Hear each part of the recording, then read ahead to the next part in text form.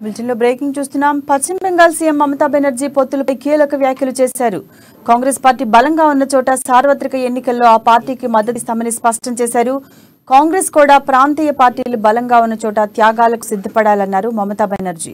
మంచి జరగాలంటే త్యాగాలు తప్పవన్నారు.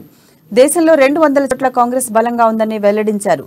యూపీలో సమాజ్వాదీ పార్టీ, ఢిల్లీలో ఆప్, బెంగాల్లో తృణమూల్కు, బీహార్లో జేడీయూ, ఆర్జేడీలకు కాంగ్రెస్ మద్దతు ఇవ్వాలని మమత సూచించారు. అలాగని పూర్తిగా కాంగ్రెస్ ను పోటీ చేయొద్దని చెప్పటం లేదన్నారు. సీట్ల షేరింగ్ ఫార్ములాను అనుసరించాలన్నారు.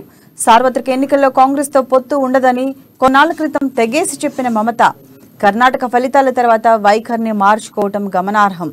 కాంగ్రెస్ నేతృత్వంలోని విపక్షాల ఐక్యతకు నితీష్, తేజస్వి యాదవ్ కృషి చేస్తున్న వేళ మమతా బెనర్జీ వ్యాఖ్యలు ప్రాధాన్యం సంతరించుకున్నాయి.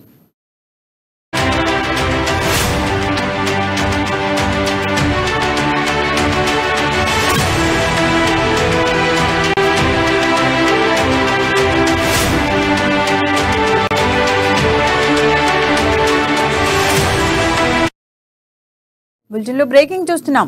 పశ్చిమ బెంగాల్ సీఎం మమతా బెనర్జీ పొత్తులపై కీలక వ్యాఖ్యలు చేశారు. కాంగ్రెస్ పార్టీ బలంగా ఉన్న చోట సార్వత్రిక ఎన్నికల్లో ఆ పార్టీకి మద్దతిస్తామని స్పష్టం చేశారు. కాంగ్రెస్ కూడా ప్రాంతీయ పార్టీలు బలంగా ఉన్న చోట త్యాగాలకు సిద్ధపడాలన్నారు మమతా బెనర్జీ. మంచి జరగాలంటే త్యాగాలు తప్పవన్నారు. దేశంలో 200 చోట్ల కాంగ్రెస్ బలంగా ఉందని వెల్లడించారు. యూపీలో సమాజ్వాదీ పార్టీ, ఢిల్లీలో ఆప్, బెంగాల్లో తృణమూల్కు, బీహార్లో జేడీయూ, ఆర్జేడీలకు కాంగ్రెస్ మద్దతు ఇవ్వాలని మమత సూచించారు. అలాగని పూర్తిగా కాంగ్రెస్ ను పోటీ చేయొద్దని చెప్పటం లేదన్నారు. సీట్ల షేరింగ్ ఫార్ములాను అనుసరించాలన్నారు.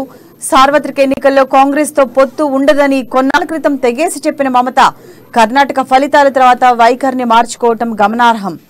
కాంగ్రెస్ నేతృత్వంలో విపక్షాల ఐక్యతకు నితీష్, తేజస్వి యాదవ్ కృషి చేస్తున్న వేళ మమతా బెనర్జీ వ్యాఖ్యలు ప్రాధాన్యం సంతరించుకున్నాయి.